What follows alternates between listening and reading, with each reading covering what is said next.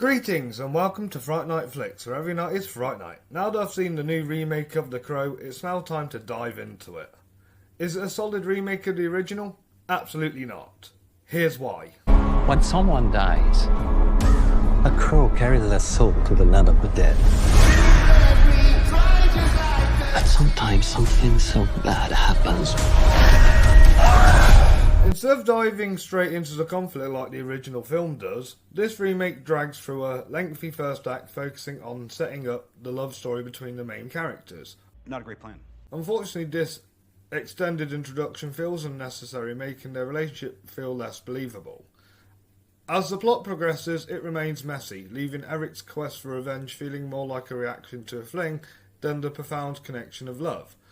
Don't get me wrong, I am a fan of Bill Skarsgard as an actor, but his performance here is just fine. Nowhere near the level of Brandon Lee's iconic portrayal. How dare you stand where he stood? FK Twigs, who I know more for her music and relationship with Shia LaBeouf than acting, didn't sell me on her role either, as her performance felt completely bland and blah. The original film features a compelling detective character who is sorely missed in this version, and Danny Huston, though a solid character actor, delivers a generic and underwritten villain that feels too far of a typical role for him. One of my biggest issues with this remake is how it strips away the Gothic aesthetic that defines The Crow.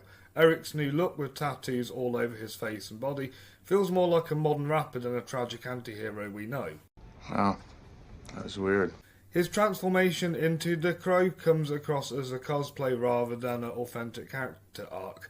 The cinematography and production design further disappoint, giving the film a cheap, soulless appearance, reminiscent of a CW pilot than an actual feature film. Man, that is flagrant false advertising. The soundtrack is another letdown to this film. Unlike the original iconic heavy metal score, this remake opts for a soundtrack of mixed different genres that failed to capture the essence of The Crow.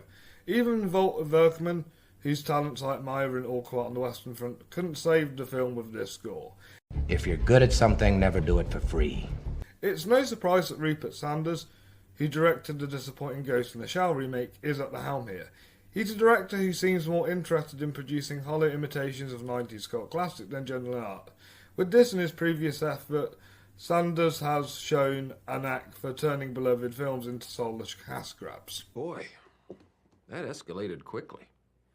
I mean, that really got out of hand fast. In the end, whilst Bill Skarsgard may have kept his life making the film, he and everyone involved lost their creative souls. This emo pop version of The Crow strips away everything that made the original special. Not only is it one of the worst horror-themed films of 2024, but it's one of the worst films I've seen so far this year.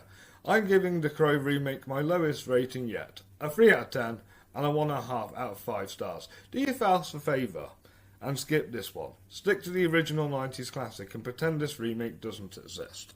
So, thank you all for watching today's video. Let me know your thoughts on The Crow remake in the comments down below. Did you hate it just as much as I did, or did you actually have a soft spot for it? But either way, don't forget to like this video, subscribe to the channel and hit that notification button so you don't miss a single scare. And also follow us on Facebook too. I'll be back soon with some more content, but until then, stay spooky.